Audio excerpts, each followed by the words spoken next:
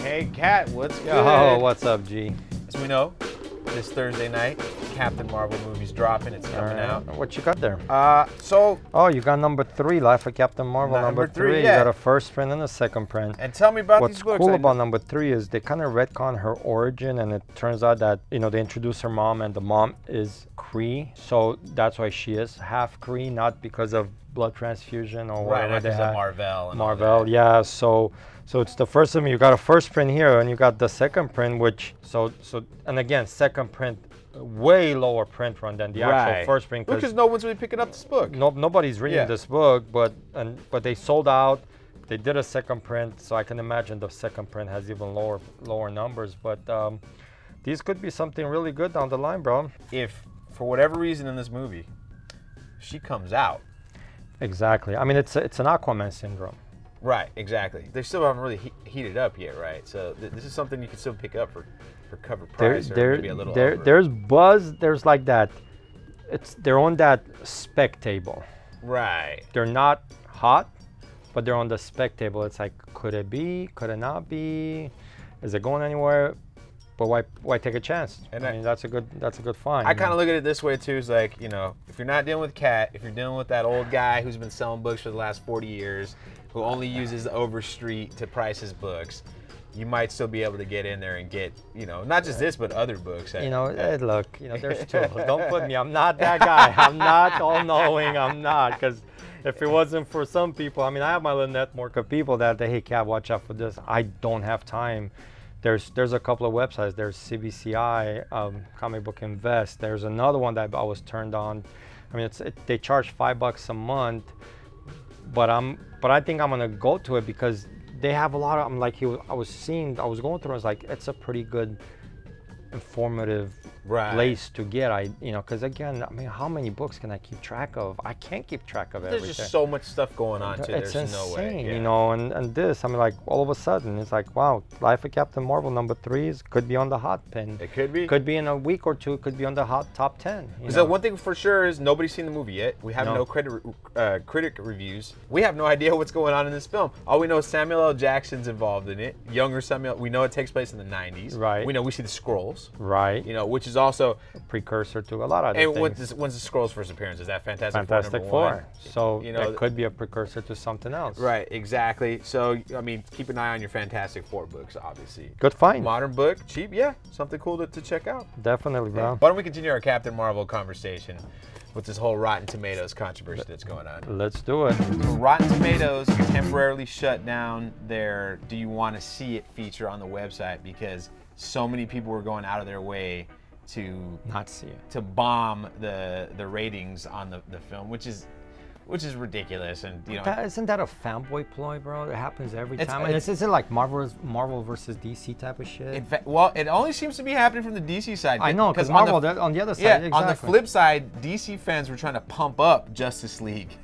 To make it seem like everybody was trying to see it. And I don't want to turn this into like a DC. I think it's stupid. Like, if you're watching this and you're one of those, I only do DC, I only do Marvel things, that's dumb, okay? You should be excited for every comic book movie. Exactly. I mean, you know? look at what we're getting versus what we could not be getting. I mean, should we go back and remember, you know, back in the 90s, we had Captain America, we had Dolph Lundgren as Punisher, we had... But that Fantastic Four movie that never got released because it was so terrible. I mean, look, you guys want to talk, everybody talks about, you know, Nolan Batman, but nobody talks about the, you know, Batman on Ice anymore. Right, exactly. Danny DeVito as the Penguin, these were bad movies, guys. I mean, they were great back then. Oh no, dude!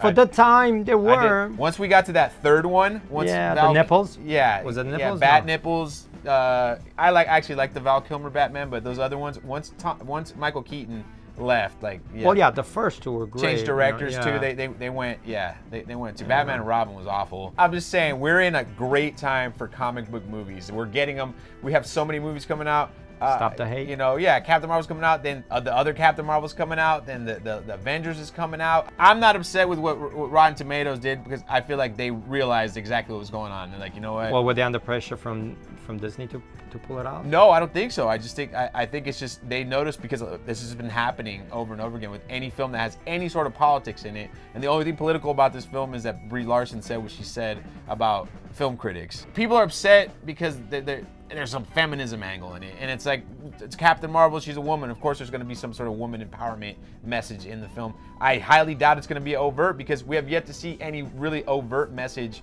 in any of the Marvel movies aside from Black Panther, and even then I'd argue that wasn't all that overt either, and it was no, I mean, it's the movie was what it was. Yeah, exactly. You know? I remember back in the day, there was no ratings. No, it was all we word go of see a mouth. movie. Word of mouth. We go see a movie. Why do we need a Rotten Tomatoes to tell us what we need to see? Oh, and I agree with that. But you know what? On the why flip does side, it have to get to that point where Rotten Tomatoes has to stop something? You know. I think Rotten Tomatoes, when it was created, was in the right place, because people were sick of these like uber like snooty film critics shitting on everything all the time. So it was like a place for fans to actually share their opinions on films. I understand that, but why do you have to listen? Yeah. Why are you a sheep? No, you don't basically? have to. Just yeah. You see the trailer. If it's simple. You see the trailer. If it looks good, guess what? Go see it. Why do you need somebody to tell you, oh yeah, you need to go see that? And then tell your friends afterwards that it sucks, so that they don't watch it. Just found out that Luke Perry from 90210 and also recently Riverdale, the Archie show, passed away. He had a massive stroke last week and died at 52 years young. You know, not that's a dude. That's 50. No, I thought it was 51. Was it 52? 52, yeah. Yeah, I'm pushing 51 myself, man. It's tough, and I've never met the guy, but I used to see him at my my kid's school, because his little girl went to Walter Reed, so I would see him every day when I would drop off my kids or pick up my kids. I mean, he seemed like a nice guy. I mean, you know, getting a life again, acting with Riverdale, you know, and it sucks. And then man. who knows? I know they're rebooting 90210 with the original cast, so who knows if he would have made his way back into that. Exactly. But you know, it's always sad when we find out about this stuff. So you know, Luke Perry, rest in peace. So the Dark Phoenix trailer dropped last week. I haven't watched it yet. I don't know if you watched it. I didn't, because I missed it. I mean, but I have one of my guys. He came in Friday morning, and he knows how much I hate the Fox movies, and actually how much I hate. You hate. I know. First Class. I hate Jennifer Lawrence's acting as Mystique. Fair enough. I'm not too excited about it. I'm gonna end up watching it anyways. I actually liked, you know, the new edition of X-Men Blu-ray myself personally, but you know, it Blu-ray is what it is. $3 theater, $1.75 on Sundays. So Marvel officially announced the next phase of the MCU. We already saw the trailer for Spider-Man. Right. Got released early because Sony put pressure on Disney to put it out when it needed to. You know, they could have waited a month, but, but they made them do it. Black Widow film. Not excited for this. I'll be honest. I don't even know why it's being made. Well, I mean, she's been around with the franchise for 10 years. But it's like Black Widow and Hawkeye are two characters that don't need their own. But like I said before, I mean, supposedly Taskmaster is the villain in it, and if that's the case, that's badass. That's badass. Yeah. Because I mean, you got Cap, Hawkeye, I don't know. I mean, you got somebody that could, and again, if it's spy, which Taskmaster does a lot of spy, man, I just want to see like a good. I mean, if it's a good spy movie, then I'm good with it. And I think that's what you might see, especially if the word that Taskmaster might be the villain in it. And right. Like, I'm looking. I mean, I like her as Black Widow. I mean, like you said, is there a need? You give her the right story. Yes, there is a need. Fair enough. You know, I mean, Taskmaster could work. I've noticed in the past, like the Marvel movies that I've been kind of like whatever about it, actually the ones I end up liking the most. Black Panther #2, not a surprise. The first one made that's so not. much money. Yeah, that's yeah. We knew that was coming out too. Doctor Strange #2. But they said that after that, Doctor Strange will return. You know, right. So, yeah. This is true. And then Eternals. This is going to be a new team. Well, that's like those are characters that have been around for a while. Kirby back in the day, but there again, it's a response to New Gods over at Warner Brothers. Okay. Because those are Kirby characters too. Right. So, you know, Warner Brothers announces, oh, I'm going to do New Gods. And Marvel says, oh, yeah, we got some gods too by Kirby. Yeah, we'll do the Now, Eternals. who was excited about New Gods aside from the hardcore fans? So. I don't even know if the hardcore fans are... I mean, the only thing I know that came out of New Gods is Darkseid. But that's not even the thing. What I've heard is that there was an article about... She's saying that her focus is going to be Big Bar and the female Furies. And it's like, those are not even the New Gods.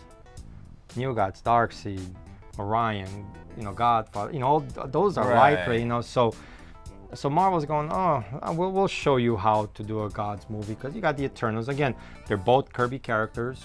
They both have a fan base. I mean, Eternal back issues have been on the... Well, they've been heating up since the especially movies, the 70s series. You know, now they're looking for the Neil Gaiman run too, you were saying.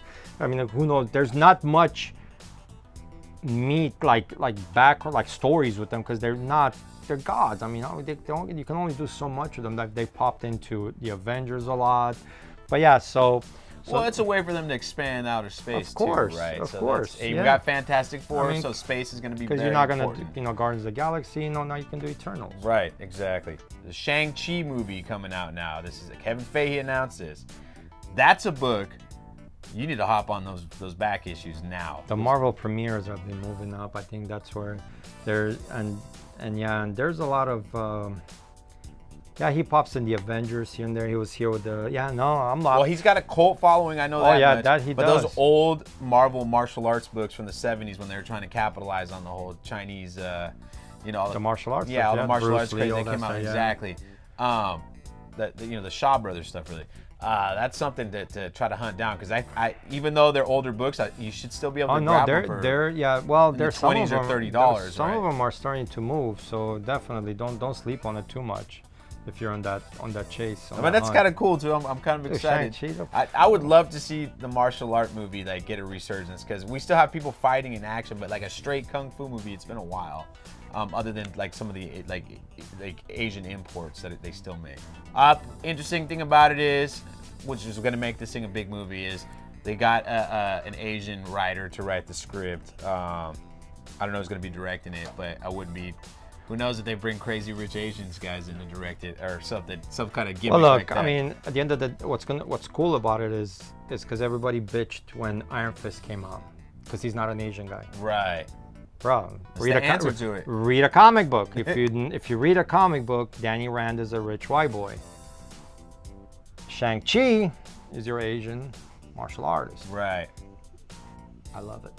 There you go. I want to see who they're gonna cast. You know, they should cast that kid from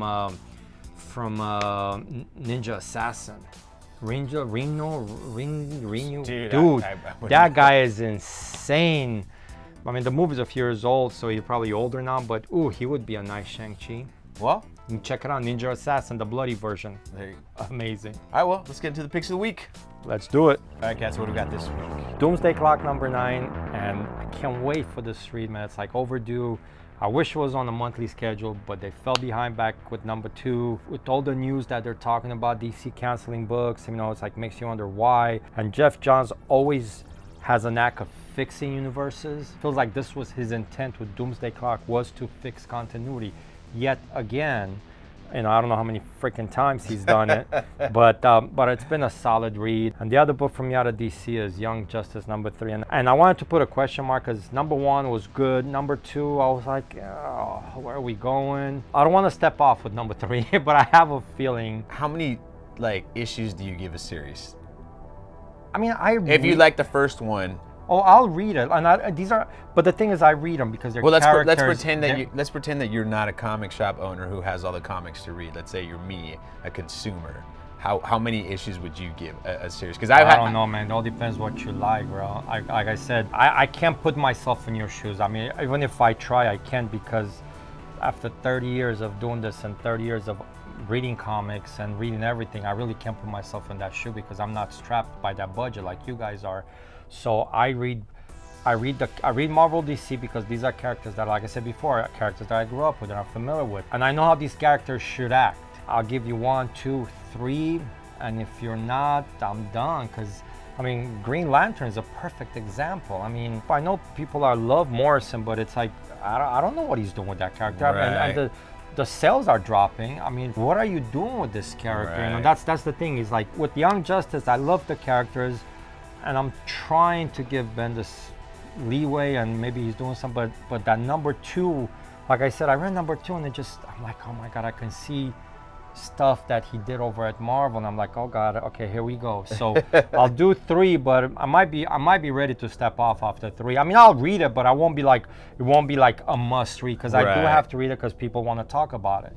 So I have to know my product. On a personal level, I mean, I won't care after issue 3 if Unless it blows you away. unless it blows me away. I've been loving the Avengers with Jason Aaron. I've been saying this for a while, almost every time the book comes out. And we got Blade, we got vampires, and we got Romania. It's like the perfect storm for a good read. Great art. I mean, Something about vampires takes you right back home. dude, I mean, Vlad Tepes, where I grew up, like literally, here's Vlad Tepes' castle. I'm like right there, you know what I mean? So there's that vampire blood going through, but I'm loving that. I'm loving Avengers No Road Home. A lot of people are like, but dude, this is the book that brings Conan to the Marvel Universe. It's great art, great story, very well paced. There's no breaks in it. I'm loving it. I'm loving Avengers No Road Home. Cosmic Ghost Rider destroys the Marvel Universe. It had to happen. Punisher destroyed it. Deadpool destroyed it.